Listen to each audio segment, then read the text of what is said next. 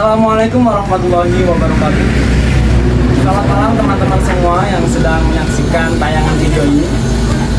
Kali ini kita sedang berada di toko Jumprit Coffee. Kembali lagi bersama tim KKN 33 Win Wali Songo Semarang. Kali ini kita bersama narasumber kita yang sangat luar biasa sekali. Beliau ini adalah tokoh sejarah desa Jumprit, Dusun Jumprit. Nah, kita akan mengupas tuntas mengenai asal muasal dari Umbul Jumprit beserta peninggalan sejarah lainnya. Langsung saja kepada Bapak Joko. Assalamualaikum warahmatullahi wabarakatuh. Waalaikumsalam warahmatullahi wabarakatuh. Alhamdulillahirobbilalamin. Apa namanya ini kalau mereka KKN ini di tim apa namanya? Win Wali Songo. Tim kelompok 33. Tim kelompok 33. Nah, ini saya dibilang narasumber sebetulnya tidak terlalu pas ya, sekedar mungkin harus tahu mendalam tidak. Ini dimintai untuk dongeng ya, untuk bercerita tentang Jumprit. Dibilang sejarah juga tidak terlalu tepat. Dalam bahasa Indonesia itu ada istilah sejarah, itu berarti akademis. Ada babat itu campuran cerita. Kalau dalam bahasa Inggris ada histori, ada kronikal itu kecampuran cerita. Nah, kalau berkenaan dengan Jumprit ini kalau dibilang sejarah juga tidak pas, tidak terlalu pas. Jadinya ini legenda kayak apa ya? Sesepuh Jumprit yang tahu sejarahnya. Enggak. Saya masih muda. Oh iya, 18 tahun lah ya? Oh iya. Ada masanya. Nah, begini, bercerita tentang Jumprit itu kita bisa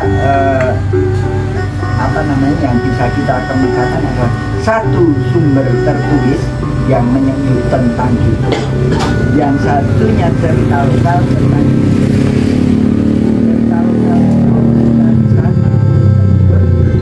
dan seiring dengan perkembangan zaman, seiring dengan nama Jumprit yang memang dikenal, itu cerita berkembang sampai ya kadang gabung sana sini, tidak nyambung, disambung dan lain sebagainya, terjadi nanti hubungannya dengan paranormal dan lain sebagainya. Itu cerita jadi berkembang melebar.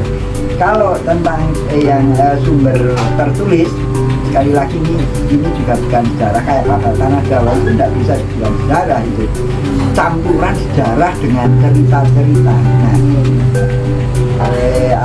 ini tentang sumber tertulis ada dua setidaknya yang menyebutkan Jumprit, atau mungkin cuma ada dua, mungkin pengetahuan saya dua.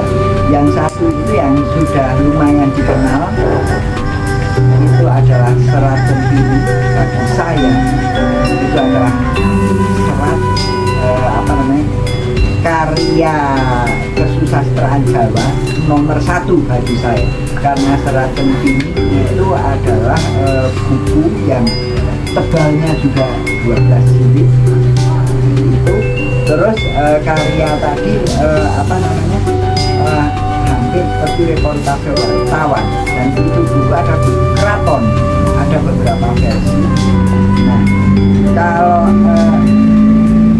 yang saya batasi adalah salah satu tim tadi, saya sudah agak lupa siapa saja, tapi yang terutama penggagas utamanya waktu itu masih bernama Pangeran Adipati Anom Putra Mahkota, yang nantinya itu menjadi raja bergelar Pakubuwono kelima.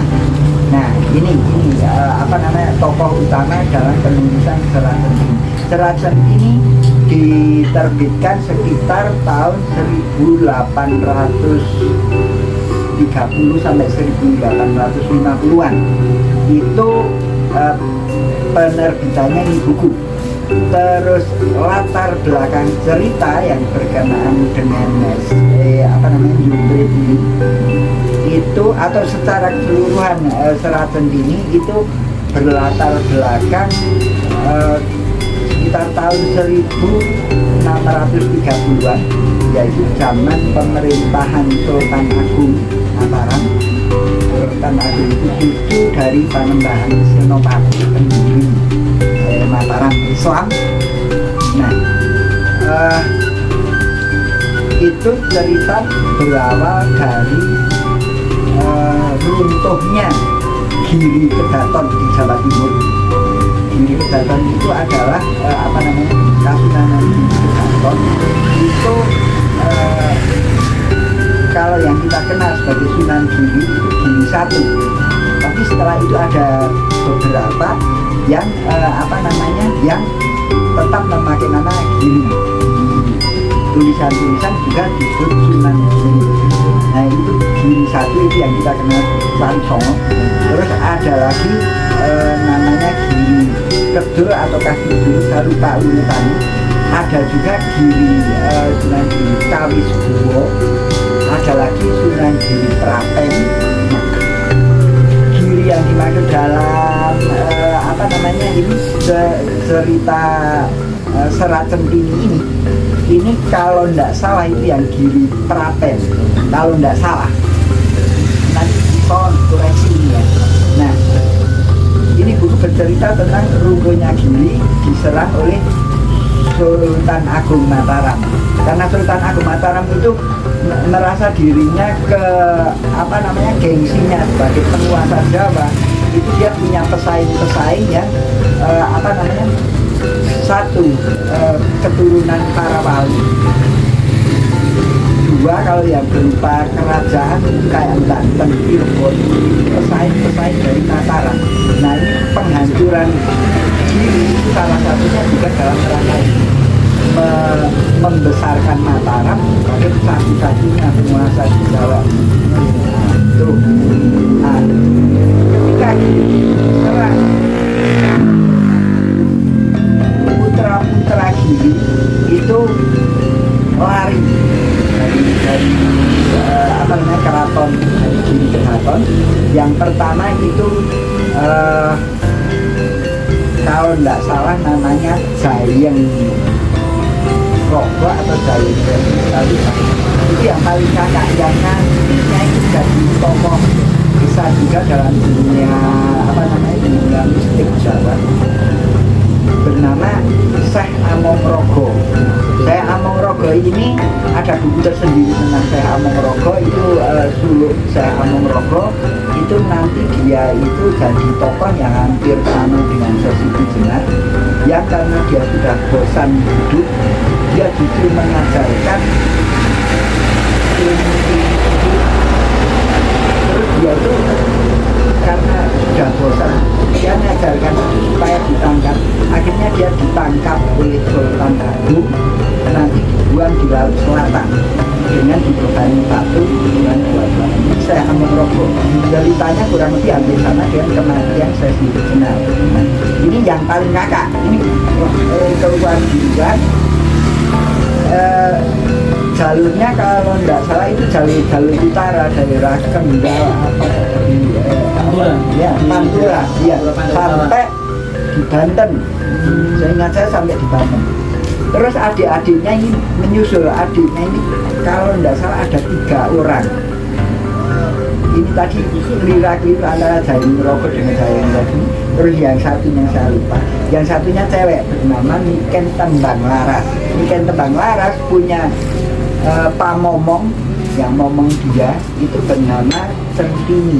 Nah, Centini inilah yang menjadi nama untuk Serat Centini tadi itu dia dipakai sebagai nama ini. Atau Serat Centini itu punya nama lain Suluk Tembang Laras. Sama ini bukunya sama. Bukunya berarti ada 2 nama itu. 2 nama. Nah, ini. Nah, ini dalam keseharian sang kakak ini adik-adik bertiga ini terus mengunjungi tempat-tempat keramat, tempat-tempat istimewa para guru, tempat tempat tirakat, petilasan apa itu dia kunjungi. Jalurnya lebih banyak jalur selatan sampai akhirnya tiba di Sokayasa, daerah Kebumen atau Banyumas. Nah, di Sokayasa ini putra Giri yang sedang mencari kakaknya sampai di padepokannya Syekh Milahi Wahidiat atau Akadiat, saya lupa karena ada dua nama. Yang satu itu berada di Sokayasa ini, yang satunya di Gunung Tidar. Ya, ini. Ini yang di Sokayasa ini Syekh Akadiat atau Wahidiat tadi punya putra bernama Mas Cebolang. Mas Cebolang ini nanti dinikahkan dengan Niken Tembang Laras. Nah, cerita berlanjut yang nanti hubungannya dengan sini. Mas Cebolang tadi lantas itu dalam buku tadi bercerita tentang petualangan masa mudanya. Masa mudanya dia itu santri tadi rodo-rodo suka berpetualang dan biing juga, sebut biing itu seenaknya sendiri sudah beling apa beling banyak perbucikan ya perempuan tapi nakal itu. Iya, kebatinannya juga tinggi. Itulah. Nah, terus ini dari Sokayasa dia mengembara ke arah barat sampai ke Nusa Kambangan, Cilacap. Nah, di Cilacap dia ketemu dengan Janggan Nuradi namanya. Itu kayaknya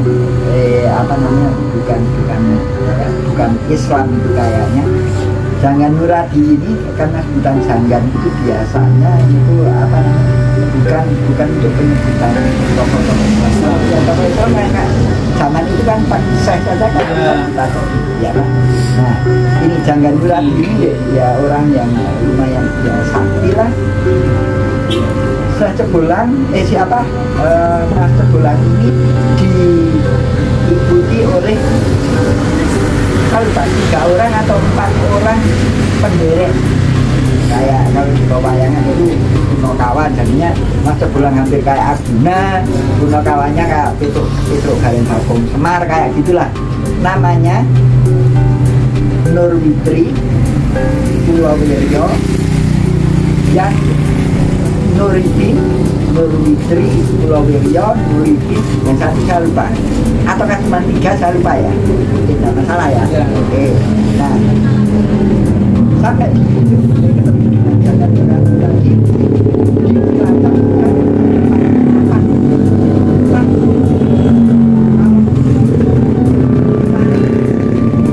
Kalau dalam bahasa Jawa itu satu-satunya kata yang dipakai sekarang identik dengan pandemi lah.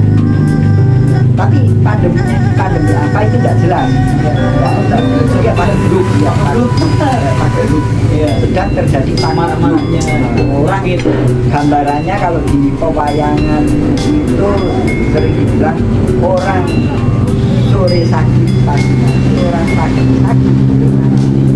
Hanya orang mati terus oleh mereka disuruh jangan berhenti, jangan bermalam, jangan menetap di jangan berlama-lama di atas. Kalian cepat melanjutkan perjalanan. Terus cara melanjutkannya perjalanan itu oleh Janggan Nuradi disuruh pejamkan mata, megang nafas, tahan nafas, melangkah 7 langkah diawali dengan tangkis kaki kiri, jangan noleh ke belakang. Nah, mereka lakukan itu, tiba-tiba saja mereka tiba di tempat sekitar ini, Yukrit ini. Pastinya saya tidak tahu, tapi yang jelas dia menghadap ke laut utara. Dia bisa lihat laut utara. Nah, Dia tiba di sini, dia lihat di sebelah entah kanan entah kirinya, saya lihat itu dia lihat mata air keluar dari gua. Oh, Ya, terus di dekat situ ada pohon, ada keranya, ada pohon besar. Di situ ada kera-keranya. Terus di dekat situ juga ada makam. Nah, terus dia tanya sama penderita kawannya tadi, kita ini ada di mana? Kita ini ada berada di tempat mana ini? Tempat apa ini namanya? Terus salah satu penderita jawab gini, ayahanda jenengan itu pernah bercerita tentang suatu tempat bernama Jumprit, kalau nggak salah sudah diproses masuk telapak atau wilayah kedua. Sudah gitu mereka disanteri, ditemui oleh seseorang yang setelah perkenalan dia bernama Ki Kentol Bugito. Omong-omong ditanya, anak mas ini dari mana? Kita ini dari Cilacap. Berangkat kapan? Berangkat cuma 1 hari atau pada Cilacap ini. Dan sekali pada perjalanan dari sana sini itu jalan kaki punya berhari-hari. Nah, itu terus pria siapa mas sebulan tanya, di sana ini siapa?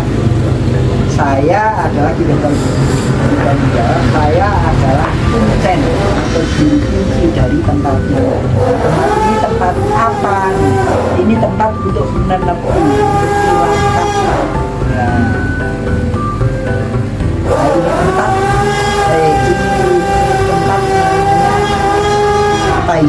Ini untuk Jumprit. Terus tempat ini untuk menepi sejak kapan? Oh, ini apa namanya? Kurang lebih ada makan, itu makan adalah makam Jumprit. Nah, terus cerita berlanjut. Nah, ceritanya gimana? Nah, terus ini Ki Kentol Bugito bercerita. Pada zaman dahulu ada seseorang yang tinggal di tepi sungai Rogo di telatah Kedung. Yang dia itu menderita penyakit yang bahasa Jawa itu nadal sakabehi sodo. Semua obat tidak bisa menyembuhkan sampai dia putus asa. Ada yang mengatakan itu penyakit kulit, tapi kayaknya binatang itu tidak disebut penyakit. Nah, itu apa namanya? Dia itu sampai putus asa, sampai hampir bunuh diri. Terus dia dapat isi, dapat ilham. Bunyinya gini, kalau kamu bahasa Indonesianya, kalau kamu kepingin sembuh, oh kali apa namanya, berjalanlah mengurut sungai ini, menyisir sungai ini sampai ke sirahnya, bahasa sampai ke kepalanya, sampai ke hulunya sungai ini. Nah, sampai di sana nanti kamu temui ada sendang. Di sana kamu kumkumo, mandilah yang bersih, sekalian kamu menetap di sana. Nah, terus ini apa namanya, di Ki Jumprit tadi dia mengikuti ilham tadi, dia mengikuti sungai tadi, perjalanan berapa lama tidak disebut, sampai di hulunya sungai Progo dia temui itu ada telaganya. Itu. Nah, tempat ini tepatnya menurut orang sini namanya sirah, dari ini buku tadi nyebut sirahnya, kepalanya. Nah, makanya kampung ini sub sekarang sub dusun Jumprit ya. Ini namanya sirah, dusun sirah. Kalau Jumprit itu yang sana, yang kampung besarnya ini Jumprit. Iya. Sampai di situ dia di Jumprit mandi, terus dia rasa badannya enak, terus dia ngomong wis peroragamu sudah sembuh, sudah ringan badanku. Nanti kalau ada jangan yang menurut jamin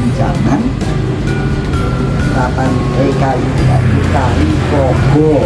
Nah itu jadinya kali dari kata perorogo jadi kali progo ini sungai Rogo. Sampai berapa desa itu mengambil air? Banyak. 9 kalau yang ya 9 desa itu ya, kalau sungainya mengalir sampai laut selatan. Nah, terus Jibril menetap di sini. Terus apa namanya, tempat ini jadi terkenal, orang banyak berdatangan, terutama untuk karena Jibril itu sembuh dari sakitnya, terutama untuk apa namanya, bukannya terapi ya, dan terapi pengobatan ya. Jadi orang-orang banyak berdatangan, di kampung jadi rame. Jadinya terkenal di kampung jadi Jombrit. Mungkin setelah di Jombrit nggak ada jadi bernama Jombrit ya. Nah terus ini apa namanya, di Jombrit ini apa namanya, dia punya peliharaan kerang ukurannya besar ya. Ini kerang bernama Kidipo. Kidipo itu hanya berarti kera ya, Kidipo ini ya kayak kera biasa, tapi oleh Jombrit dilatih untuk bisa melayani tamu. Sekalipun ini kera tidak bisa ngomong, tapi kalau ada tamu terus Jombrit sedang semedi atau apa, ini kera bisa melayani. Nah, terus sampai akhirnya Ki Jombrit meninggal dunia, ini kera tetap setia menunggu makam Ki Jombrit. Dia berada di pohon. Saya tidak tahu pohonnya tepatnya yang mana, ataukah di dalam ataukah di luar, kurang tahu. Terus Ki Jombrit setia menunggu itu. Terus ini sang Jombrit tadi bercerita bahwasannya Kidipo yang sekarang ini sudah Kidipo yang generasi ketiga. Nah, terus berarti sudah 3 anak turun dari cucu pertama. dari cucu monyet ini, berarti sudah monyet pertama. Ya itu. Nah ini apa namanya, monyet alasan di buku itu diberikan monyet alasan lantas banyak yang berdatangan ke sini seperti ngawulo kepada, dalam cerita Ramayana itu raja kera itu bernama Sugriwa. Nah, seperti ngawulo kepada Sugriwa, Narpati Sugriwa itu tokoh dalam cerita Ramayana. Dia raja para kera di keraton Poncowati namanya. Nah, terus apa namanya, ini cerita berlanjut. Di kantor kita bercerita kalau pergantian tugas menjaga makam Jombrit ini, sekarang sudah dibuat acara untuk pengalian tugas ini tadi. Kera yang sepuh ini, Kidipo sepuh ini, dia mengajak anaknya yang digadang-gadang, yang diharap-harap untuk jadi penggantinya. Dia bawa ke puncak Gunung Sindoro. Di sana diwejang tugas-tugasnya apa-apa. Sesudah itu Kidipo sepuh terjun ke kawah. Namanya zaman itu disebut kawah ya, masih aktif ya. Nah, terjun terus keluar dari situ. Yitmo itu kayak rohnya putih gitu. Nah, ini jadi salah paham, orang di sini menganggap itu Anoman gitu. Tepatnya kalau cerita tadi menyamakannya dengan Sugriwa, tapi di sini apa namanya, kata putih di situ itu sebetulnya Yitmo, sebetulnya itu Sukma roh. Nah itu disebut putih gitu. Iya. Kalau kera ketika masih hidupnya dia biasa. Oh. Nah gitu. Nah itu Ya, yang jadi salah warna paham. seperti ini itu. Iya, biasa kayak gitu. Biasa. Nah, ini apa namanya, sehubungan dengan kera tadi di sini itu nggak boleh melakonkan ada lakon wayang itu namanya Anoman Obong atau Anoman Sinta. Itu cerita Ramayana kan Dewi Sinta diculik oleh Rawana dibawa ke Alengka. Nanti kan ada lakon Anoman Sinta. Anoman Sinta itu Anoman diminta untuk mencari Sinta sampai di Ngalengka. Sampai di Ngalengka dia ditangkap, dibakar, terus itu lakon Anoman Obong itu dibakar, terus dia apa namanya loncat-loncat akhirnya membakar kota Alengka. Nah itu cerita nggak boleh dilakonkan di sini. Nah lanjut itu apa namanya tentang kesalahpahaman tadi. Padahal Nah, beda Pak Bi. Padahal Ya. beda. Iya. Dengan nama Yitno dengan Anoman itu. iya, beda itu. Nah terus ini kesalahpahaman biasa terjadi ya, itu ya. Lanjut itu apa namanya sesudah diwejang terus tadi sukmanya apa namanya kelihatan berwarna putih. Kera yang muda yang jadi penggantinya ini turun ke sini lagi melanjutkan tugas bapaknya sehingga hari makan di Jupri. Dan ini cerita berakhir di sini. Nah kelengkapan ini tadi di buku tadi juga dilengkapi dengan kalau orang mau ziarah, mau apa namanya, mau tirakat di sini itu syarat-syaratnya apa saya nggak hafal itu. Kalau dia sedang mau ke sini pertamanya juga syarat-syarat ini, nanti kalau dia merasa terkabul harus lakukan apa namanya kendurinya ini itu tertera di buku itu. Nah ini tadi saya bilang itu yang pertama untuk pengobatan, tapi seiring dengan apa namanya waktu orang minta macam-macam, jadinya ada yang ya pengen Kaya. pangkat, pengen kaya, pengen apa jodoh, pengen apa kayak gitu. Nah untuk sekarang ini lebih terkenalnya di sini tuh untuk pesugihan ya. Kalau daftar tempat untuk pesugihan di tanah Jawa, nah, salah satunya ini ya. Iya. Padahal awalnya bukan seperti itu Pak Bi. Bukan pengobatan itu. Tapi memang airnya memang enak. Airnya bagus. Ya. Bahkan saya dari apa namanya dinas kesehatan kalau apa teliti airnya sih kan apa namanya prosentase apa ini ya, ada ya kan yang sering diberikan dengan E. coli-nya cuma di situ Kalau beberapa hari didiamkan itu bisa berubah. nah itu berapa hari. nah itu Paling lama katanya Pak Bi. Paling lama itu di sini Iya, untuk tahan. ada jentik-jentiknya itu tahan bakteri atau lanjut itu apa namanya masuk bulan terus oleh diketel juga diambil ke apa namanya diminta itu singgah di rumahnya karena masuk bulan bilang tidak saya akan melanjutkan perjalanan namanya mesti pulang. mas sebulan ya Oh, maksudnya. Cuk. Taunya sih pulang. Ini apa namanya terus dia lanjutkan perjalanan ke timur dia lihat gunung-gunung dia sampai di sana naik ke namanya di Mergowati sekarang di situ juga sudah di Mergowati juga Di mana?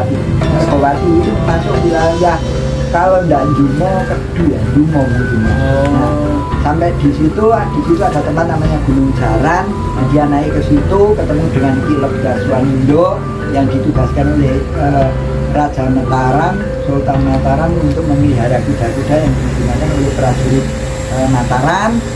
Cerita-cerita sudah, terus dia lanjutkan perjalanan ada ke mana ini ke Pikatan Temanggung, ke apa namanya ke Gunung Sumbing. Di sana di sebuah telaga namanya Telaga Bedoyo, di sana ketemu apa namanya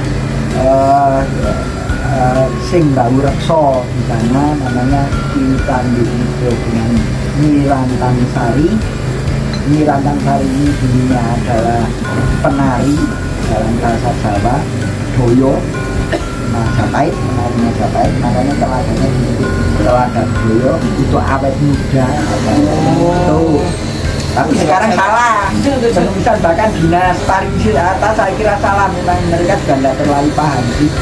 Sekarang namanya di sana ditulis logo Budoyo. Tidak. Aslinya Telaga Bedoyo. Bedoyo itu penari. Iya. Kalau Budoyo kan kebudayaan. Ya, Bedoyo. Beda artinya. Salah di sini. Nah terus dari sana turun lagi terus ke mana? Ada ke Jambu. Jambu itu sekarang masih di wilayah mana ya? Jambu. Jambu Ambarawa. Masa Ambarawa ya. Nah di sana di makam Brawijaya III. Nah dari sana terus ke mana? Ke perjalanan mau ke Borobudur atau ke Tidar dulu kah? Ke Tidar, di Tidar ketemu Syekh Waki dia kalau Akasia di situ dia menikah dengan santri perempuan di situ, menikah sekali beberapa orang sampai 2 orang atau apa saya lupa.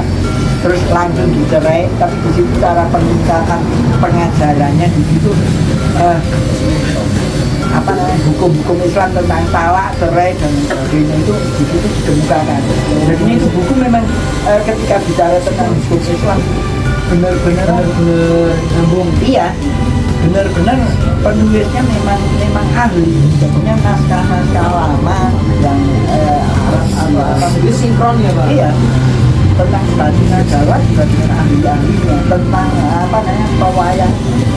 Nah, dari sana terus ke Borobudur kalau nggak salah, sempat di tengah perjalanan masih di sekitar Merapi Merbabu itu gelap bisa 3 hari 3 malam karena letusan gunung tidak disebut itu Gunung Merapi atau Gunung Merbabu. Bukan saya lupa, memang nggak disebut. Habis itu perjalanan sampai di sampai di sini, sampai di Keraton Mataram, zaman Sultan Agung, masih zaman Sultan Agung. Di Keraton Mataram ketemu dengan banyak tokoh ahli penari, ahli wayang, ahli gending, ahli keris, ahli pertanian, ahli apa-apa kayak termasuk tokoh dalang ahli besar itu.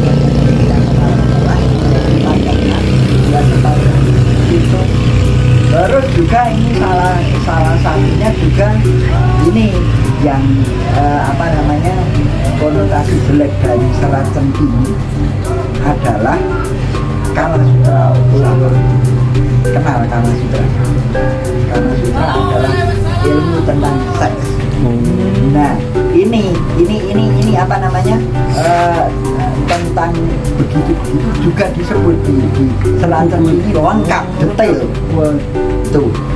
Ini yang Centini sebagai Kamasutra of Java tadi yang mengilhami penulis Prancis namanya India. Dia bikin novel berdasarkan Selat Centini. Judulnya saya agak lupa ya.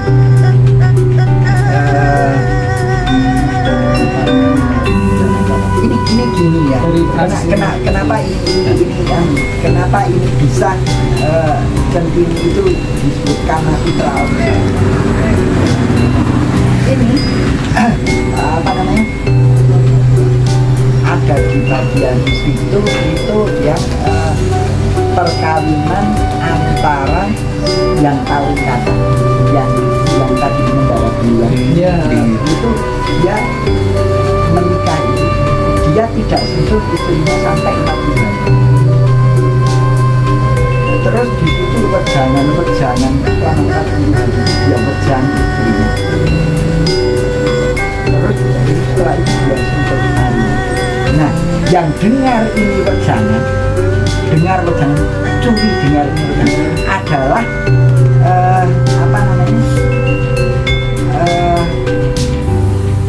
saya mungkin tadi salah.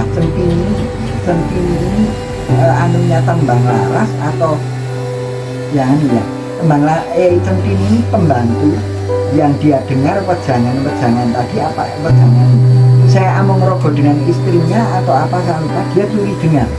Nah itu dia ngerekam semuanya itu jadinya wejangan ini 40 hari 40 malam itu segala macam ilmu sampai kebatinan syariat apa ya Kalau ilmu tentang itu ya. Iya. Itu wejangan tadi centini ini dengar. Nah inilah makanya Kemudian sesekali menulis atau dia merekam saya nggak tahu dia cerita atau apa. Ini yang membuat apa namanya seakan-akan itu apa ajaran tadi itu yang megang centini. Nah itulah makanya kok bisa itu nama buku besar tadi kok pakai nama centini itu dia tuh dengar tadi wejangan tadi. Nah ini apa namanya sesudah dari Natalan. Nah ini sebelum jam namanya di tanah terasa masuk bulan ya dalam Ponorogo itu dia jadi gembla, ngerti gembla itu para warok, ngerti ya warok ya warok. Nah warok itu para warok itu kesaksiannya kan dia nggak boleh pantangannya itu. Iya, pantangan kesaksiannya. Jadinya dia pelihara gembla. Gembla itu apa laki-laki biasanya ya masih remaja laki-laki itu yang melayani warok tadi melayani. Nah itu berarti ya memang nggak boleh wanita gitu. Ya. Kemudian sebagai masyarakat mungkin ya Pak. termasuk di situ ada apa namanya biasanya ya, sampai yang namanya pengobatan penyakit ini rodo kurang ajar ya. Itu memang di buku itu belak-belakan pengobatan penyakit itu penyakit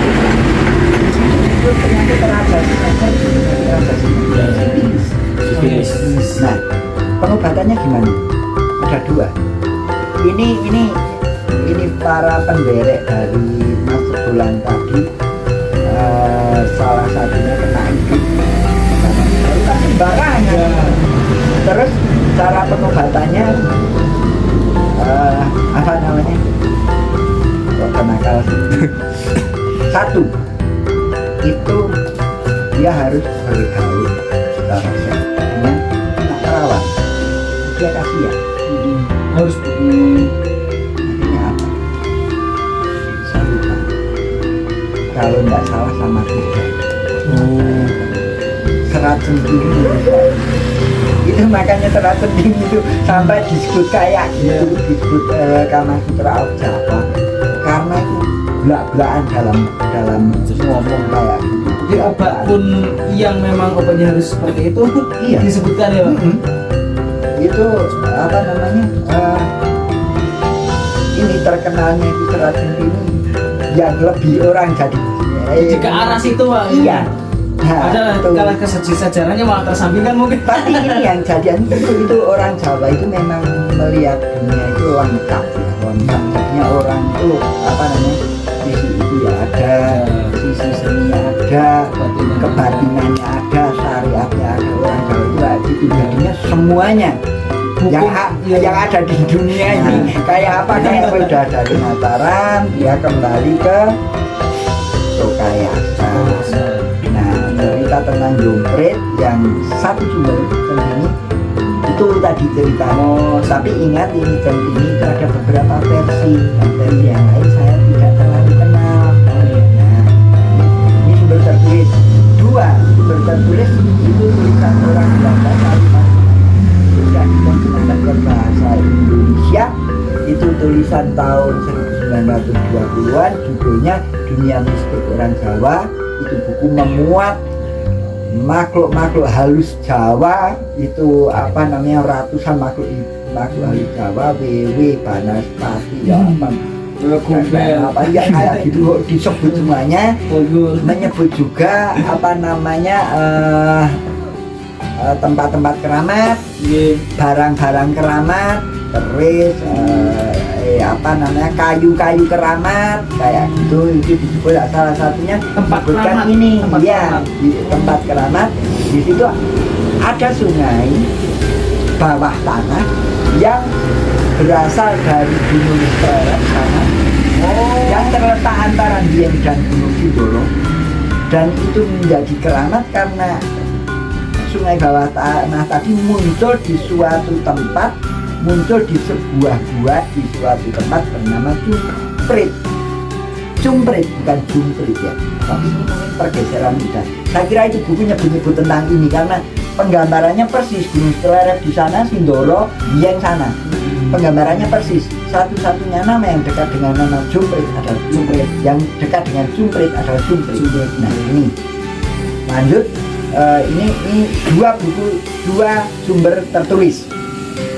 Sumber lokal menyebut yang paling terkenal bahwasanya yang dimakamkan di sini adalah Kiai Nujum Mojopahit.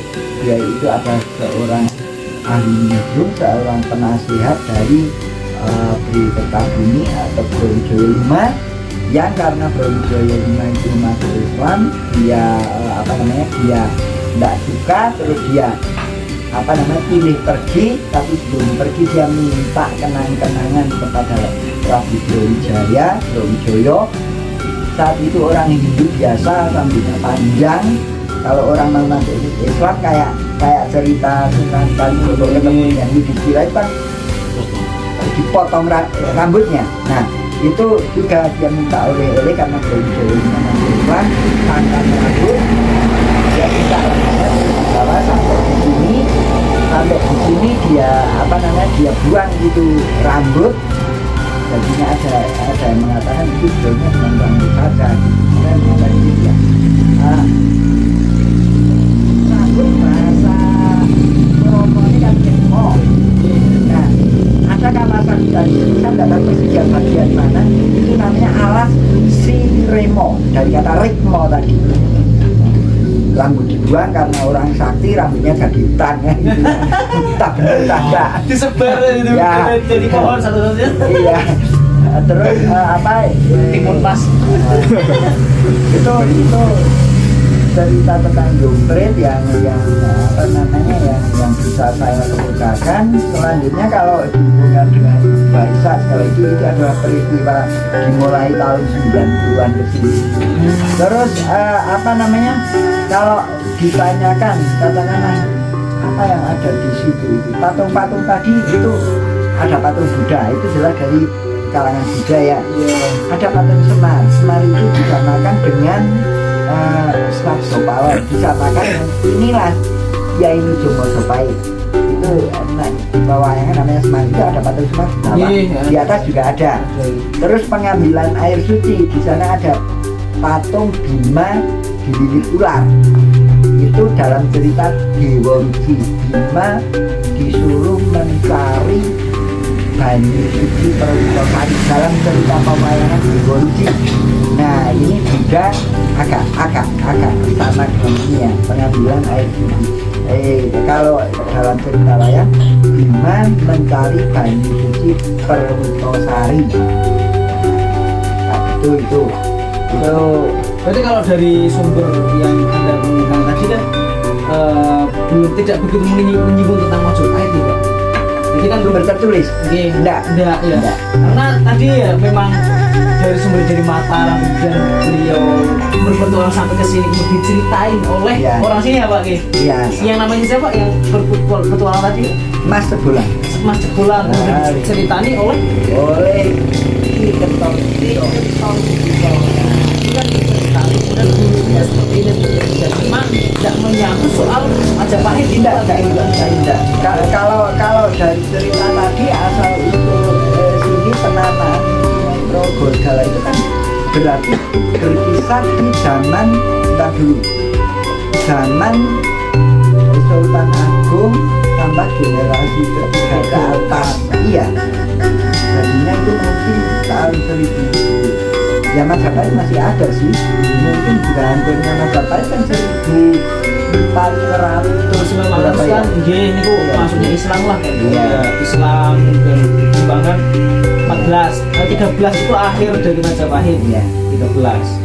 Itu dari kata jumprit itu susah sih terjemahannya apa, sebagai nama orang juga cuma satu itu. Itu nama-nama nggak wajar, nggak ada orang lain pakai nama jumprit terus jadi jumprit, nggak ada. Jadinya ini agak meragukan juga. Ada permainan di Jawa Timur namanya jumprit singit, itu peta umpet. Apakah arti kata jumprit itu berarti tempat tersembunyi, tempat ngumpet atau apa? Tidak tahu.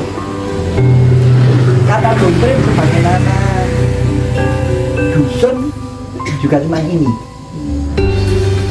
Sebagai nama lokasi Tegalan ada di daerah utara sana ada namanya jumprit. Tapi kalau saya dengar dari beberapa pihak atau beberapa orang nih, malah ya namanya itu jumpait, ya bagi jumpait kemudian lidahnya bergeser karena katanya orang Jawa jadi jumprit karena kesusahan mungkin. Itu ada juga ya sebenarnya. Yang terkenal itu. Iya. Di lokal itu mungkin super lokal gitu bang. Ya. Nah kayak cerita yang biasa ditampilkan di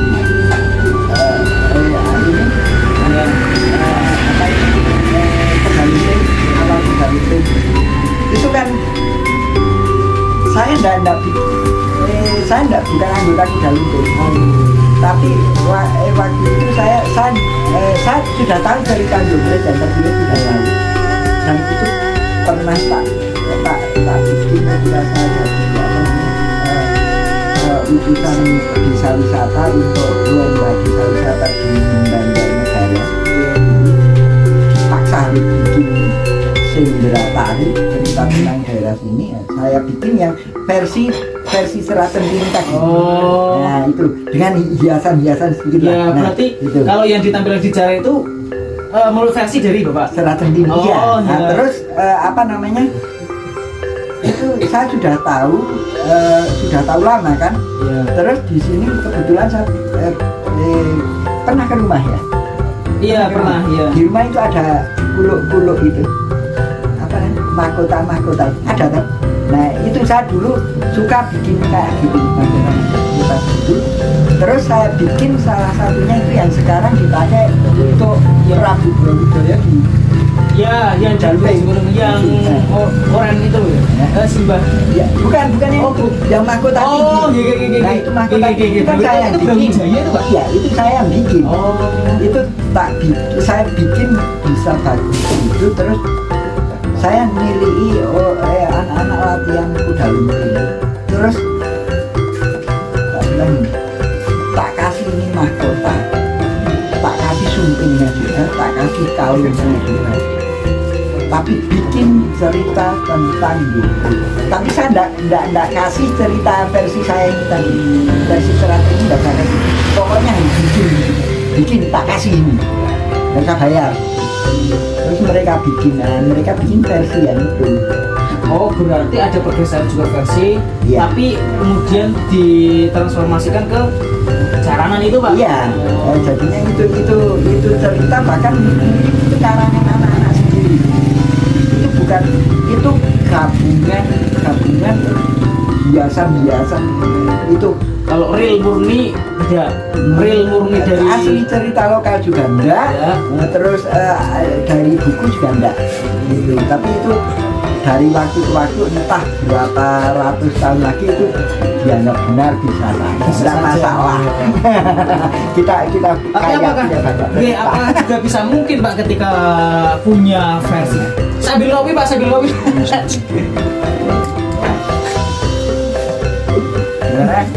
Gimana?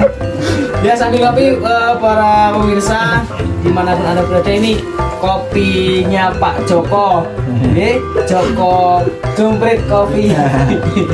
Yang memang ini yang full bos ini full bos ya, tapi itu bukan jumprit. Oh Itu bukan. dari Sebajak. Oh si Bajak. Monggo, pengen ya? Sini dong. Dan masnya diminum. Gimana? Ya, kedatangan tamu agung juga dari Jakarta ini ya. Alhamdulillah. Yang biasa sekul gitu, Mas Rizky Maulana. Nah, inilah apa namanya? Ini sudah toh. Sudah toh kan aktor cerita nih. Kalau dari para peserta yang ada di sini, kalau ada yang mau tanya soal tempat ini, silakan. Memang menarik ya untuk kita kaji bersama, kita korek-korek sejarah bersama. Jadi seakan-akan kita itu terbawa ke masa lalu lagi. Ketika diceritakan si Bolang yang apa? Bolang ya. Bolang itu yang kemudian sebagai santri yang nakal, ya kemudian pengen cari pengetahuan kembali, kemudian kebatinannya yang luar biasa. Itu seakan-akan apa ya, kita terbawa ke masa lalu di mana dia merintangi jalanan, daratan sampai ke dataran tinggi di Jombret ini. Dan ternyata ketika kita hubung-hubungkan tempat dan nama ini juga sinkron lagi. Bisa tempat ini dengan nama-nama sekitar ini sinkron. Jadi memang seakan-akan akurat, walaupun yang namanya sejarah itu kita tidak mengalami kali ini. Jadi kita sebagai orang di era Z, generasi Z ini tidak bisa untuk kita hidup masa lalu, tapi bagaimana caranya kita untuk mengorek-ngorek sejarah masa lalu, gimana sih sebenarnya, walaupun yang sejarah itu kita masih perlu kasih kembali lagi. Iya, sejarah itu orang 50-50 lah. kepentingan penguasa. Iya, karena kebanyakan dan juga apa ya, yang sejarah biasanya kan tertulis oleh pihak yang menang. Ini lagi kalau kita bahasa orang politik kan gitu. Sejarah adalah, menurut sejarah adalah orang-orang pihak menang. Ya, pesan saya ya. Saya apa namanya, kebohongan dalam sejarah, dalam legenda itu saya hargai.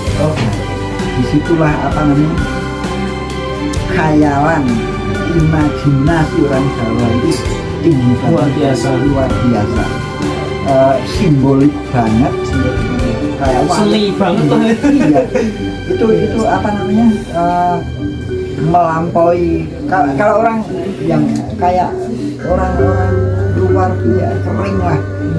Katakanlah ini ya, kita membaca tentang mitologi Yunani, kering. Ada sih kayak kesaktian tapi tidak semeriah orang Jawa. Iya, memang mungkin kalau orang sekarang pun ketika untuk menyusun seperti yang tadi itu sulit lagi. Sulit. Dengan apa ya, apalagi di buku Centini itu yang memiliki banyak ilmu ya, ilmu kebatinan ada, ilmu hukum Islam ada, sampai di apa, Kama Sutra yang menjelaskan tentang hubungan seksual dan lain sebagainya, itu tertuang jelas. Itu ini tadi Pangeran Adipati Anom tadi apa namanya, ada yang suruh nulis bagian yang Kama Sutra tadi, Kama Sutra tadi, dia tidak puas dengan, terus dia tulis sendiri. Pangeran Adipati Anom yang akhirnya jadi di Pakubono, gitu. Dia tidak puas dengan tulisan di tim Kama tadi, Sutra. dari tim tadi, terus dia ambil alih ke bagian Untuk bagian aja. Ya, nama kemudian bukunya namanya apa? Masih di sini ya, tapi kayak revisi ya. Oke, pemirsa, di mana Anda berada, ternyata menarik juga ketika kita membahas terkait Jombret ya, di Sedang Kaliprogo ini, tepatnya di Dusun Jombret, Desa Tegalrejo, Kecamatan Ngarejo, Kabupaten Temanggung.